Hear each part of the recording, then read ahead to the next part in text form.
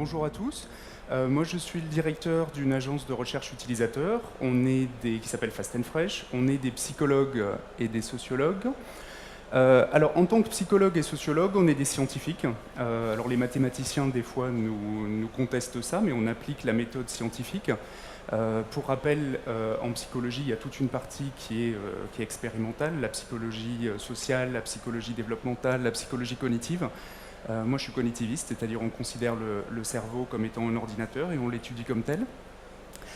Un des premiers éléments, toujours en science, quand on étudie un phénomène, c'est de se dire est-ce que les outils sont appropriés? C'est-à-dire est-ce que le référentiel théorique et les outils qu'on utilise sont les bons?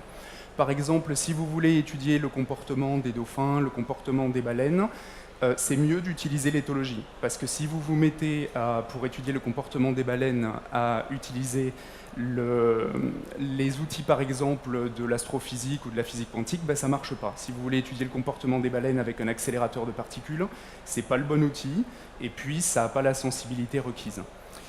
Donc, quand on parle de personnalisation, il faut, en termes de psychologie et de sociologie, utiliser les bons référentiels et les bons outils. Alors, ce qui est intéressant, c'est que la personnalisation, les psychologues et les sociologues en parlent depuis très très longtemps, en fait. Les fondateurs, par exemple, de la sociologie, vous avez Émile Durkheim, vous avez Marcel Mauss, vous avez aussi Van Gennep et Turner après, vous avez même plus récemment Bourdieu, parlent en fait de la notion de personnalisation à travers deux éléments qui sont le rite, le rituel, et le code. Alors, le rituel, c'est un moment où un groupe d'individus accepte de se réunir autour d'un événement, autour d'un lieu, d'un événement. Ils se plient à la règle parce que ça leur permet en fait de se retrouver, de partager un événement commun et puis de se dire qu'ils font partie du groupe. En sociologie, on appelle ça une actualisation, c'est-à-dire ils réactualisent le groupe. Par exemple, pour les Français, le 14 juillet est un rituel, c'est-à-dire on se réunit autour d'une symbolique, autour d'un moment qui nous permet de dire on appartient au même groupe.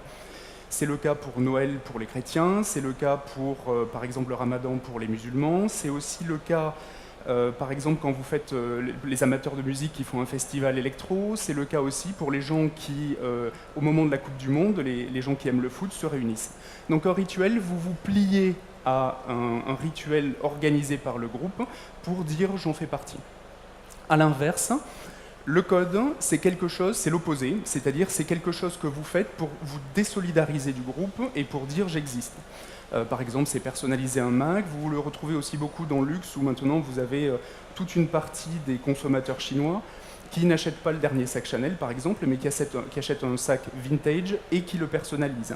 C'est ce que font aussi le code, c'est ce que font les adolescents quand, par exemple, ils choisissent une tenue volontairement extravagante qui ne rentre pas dans les codes, dans les rituels auxquels ils devraient obéir. C'est-à-dire une tenue importable, mais qui leur permet d'exprimer leur identité. Donc, en psychologie et en sociologie, vous avez donc deux thématiques. C'est le rituel, c'est ce à quoi vous vous pliez pour faire partie du groupe. Et puis, vous avez le code, c'est l'inverse, c'est ce que vous faites pour vous détacher du groupe et exprimer une sensibilité propre. La première chose, maintenant, c'est de se dire, est-ce que les individus vont vers le rituel ou le code, c'est-à-dire vers le rituel ou la personnalisation comme ça, par hasard? Est-ce que finalement, des fois ils sont dans le rituel, des fois ils sont dans le code et puis on ne sait pas vraiment pourquoi? Ou est-ce qu'il y a des variables qui poussent le phénomène, qui les téléguident et qui font que les individus, à un moment donné, vont se mettre à personnaliser? Alors, vous avez, pour comprendre le phénomène, je vais utiliser deux grands auteurs en sociologie. Le premier, c'est Marx. Marx, il est connu surtout pour sa postérité communiste. En fait, c'est un très très grand sociologue, notamment en sociologie de la connaissance. Il a défriché énormément de choses sur la façon dont les gens se comportent ou génèrent de la connaissance. Et Marx vous dit, en fait, un phénomène, il n'arrive pas par hasard. C'est-à-dire un phénomène, les gens se mettent à faire quelque chose parce qu'il y a des contraintes qui les poussent. Par exemple, Marx vous aurait pris un exemple simple, c'est de dire si les Vikings tout d'un coup ont l'idée d'aller piller, d'inventer le pillage, c'est pas par hasard. L'idée, elle apparaît pas par magie. C'est parce que, en fait, en Danemark et en Suède, probablement, il devait y avoir des disettes, il devait y avoir des problèmes d'agriculture, et du coup, c'est ça qui les pousse à aller piller dans d'autres endroits. Donc vous avez toujours des contraintes qui poussent les choses. Donc si les gens se mettent à faire de la personnalisation et du code, c'est parce qu'il y a des contraintes qui les y poussent. Donc la question, c'est quelles sont ces contraintes qui font que les gens se mettent à personnaliser.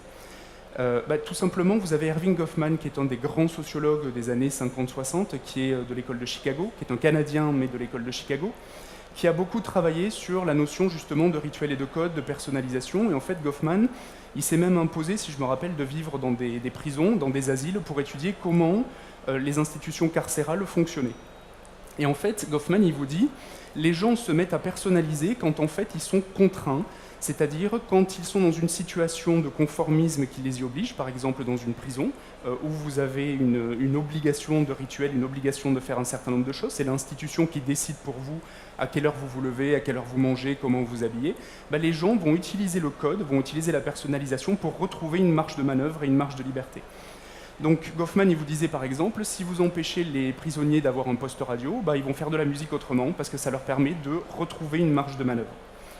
Donc les gens en fait se mettent à faire de la personnalisation, se mettent à faire du code quand ils sont dans des situations de contrainte. On le retrouve par exemple en déco, ça, dans les études sur la déco, ou quand vous avez des lotissements où tout le monde a la même maison, où les choses sont imposées, les gens vont utiliser le code pour remettre de l'originalité en fait dans des maisons qui à la base sont toutes similaires.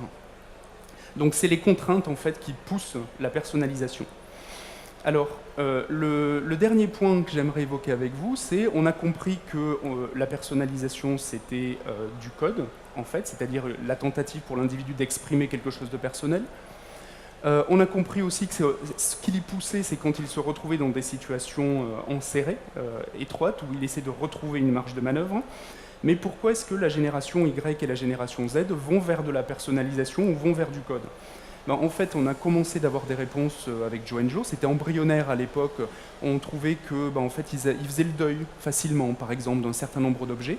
Et en fait, on se rend compte, à travers les différentes études qu'on a pu mener après, par exemple chez Lipo, chez Samsonite, chez plein d'autres clients, ou les études qui sont publiées aussi par les chercheurs, on se rend compte en fait qu'il y a une bascule générationnelle qui s'est faite entre la génération précédente et puis après les Y et les Z.